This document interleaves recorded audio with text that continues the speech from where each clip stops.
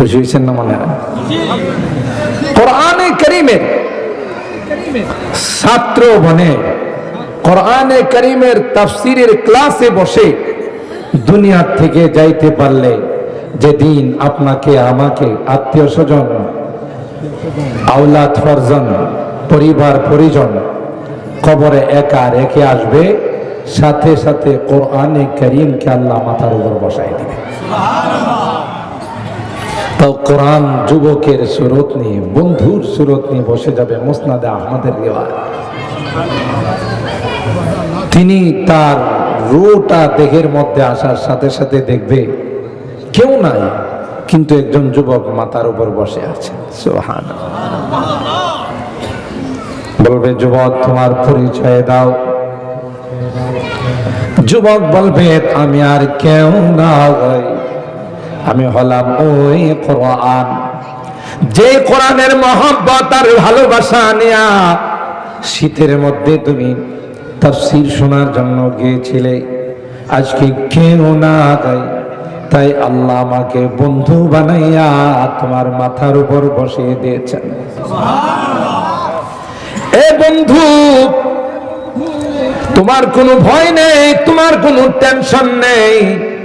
যতক্ষণ পর্যন্ত তোমাকে আল্লাহর জান্নাতের মেহমান না বানাবো, ততক্ষণ পর্যন্ত তোমার সঙ্গ ছেড়ে যাব না।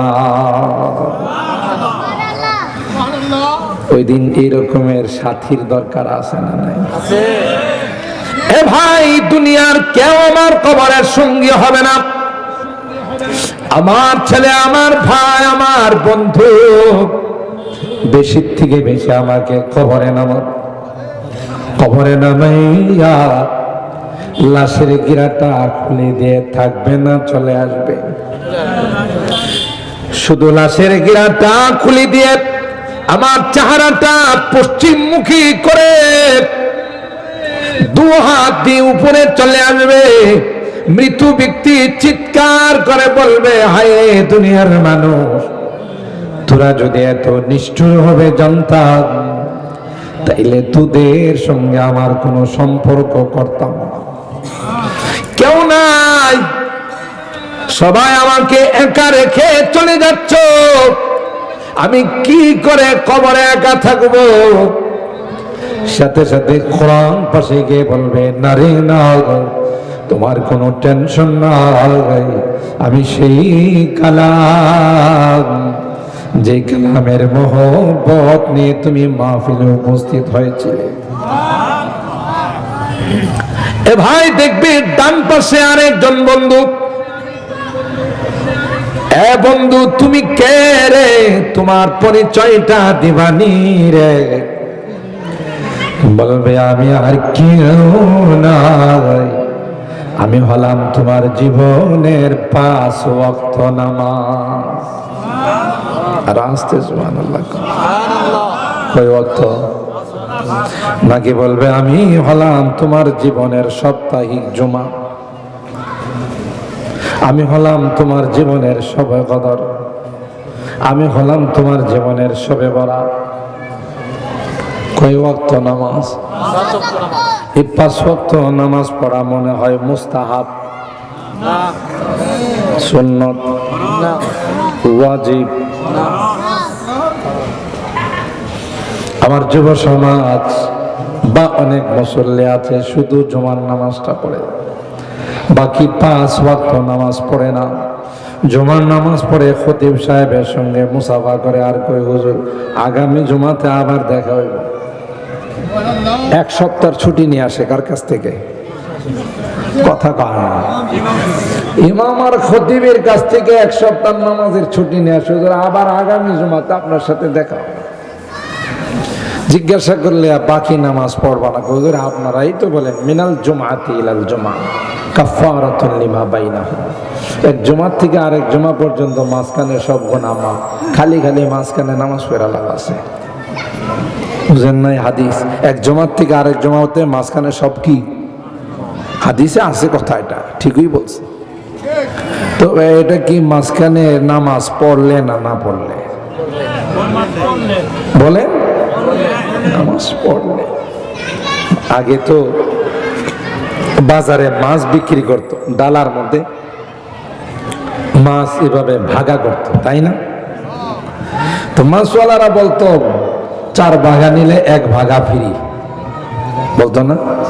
এখন তো কেজি হিসাবে বিক্রি করে, এত টাকা কেজি নেন, কত নেবেন, 1 কেজি নেবেন, আধা কেজি না 3 কেজি। আগে বলতো 4টা নিলে 1টা ফ্রি, তাই না? কোন মগা যদি মাছওয়ালারে বলে যে ভাই আমরা মাত্র স্বামী স্ত্রী 2 জন, এই 5 ভাগা নিলে মাছ পচা ছাড়া কোনো উপায় নেই, ফ্রি ভাগাটা দেন। আপনাদের কি ধারণা মাছওয়ালা বসা থাকবে না দাঁড়াইবে? শুধু কি খালি হাতে দাঁড়াবে না কিছু নিয়ে দাঁড়াবে? দাঁড়ায় কেউ বলে যে ফাও খেয়ে দিয়েছিস, তাই না বেটা? মগা কোথাকার বেটা, 4টা নিলে 1টা ফ্রি, কথা কয় না? তুই শুধু ফ্রিটা নিবার ফাও খেয়ে দিয়েছিস না? মাছ খাওয়া লাগবে না, মাছের কিছু ময়লা খাওয়াই দিব। বিভিন্ন কোম্পানি থেকে অফার থাকে 4 in 1, 2 in 1, 3 in 1। আপনি 3টা নেবেন 1টা ফ্রি, 4টা নেবেন 1টা ফ্রি, থাকে না এই অফার? এখন কোন গাধা যদি গিয়ে কোম্পানিওয়ালারে বলে ভাই ফ্রিটা দেন, এতগুলো নিয়ে আমি কি করব? আপনাদের কি ধারণা ফ্রিটা দিব? ঠিক আল্লাহর হাবিব বলেন যারা 5 ওয়াক্ত নামাজ পড়বে, 1 জুমা থেকে আরেক জুমা পর্যন্ত মাঝখানে যত গুনাহ হবে আল্লাহ মাফ করে দিবেন।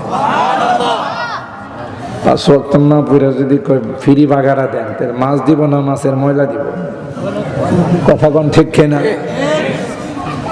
তো যারা 5 ওয়াক্ত নামাজ পড়ে কাজে লাগবে যেদিন আপনাকে কবরে একা একা শোয়াই দিয়া চলে আসবে। এ বন্ধু তুমি কে?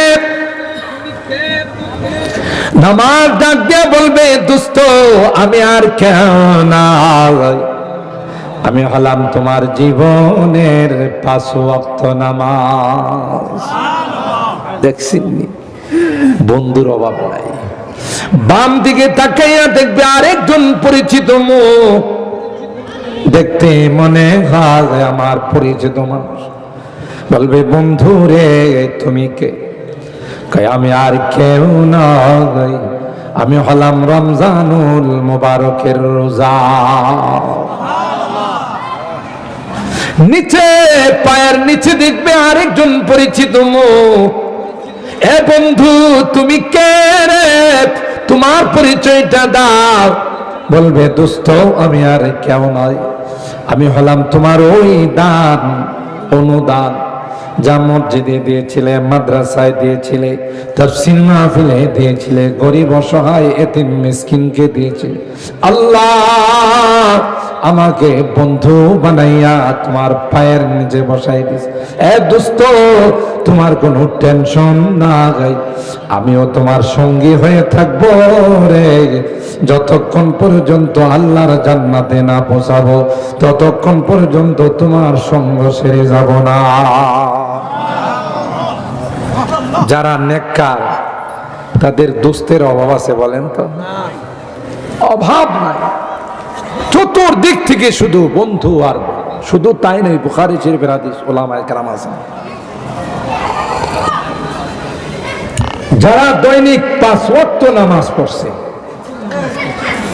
কবরে যাওয়ার সাথে সাথে 40 কদম যখন সবাই চলে আসে তখন 2 জন ইমিগ্রেশনের পুলিশ আসে। বুঝতে পারছেন? বাংলাদেশ থেকে যদি আপনি বিদেশে যান, এয়ারপোর্টে গেলে ইমিগ্রেশনের চেক হয় না? হয় না?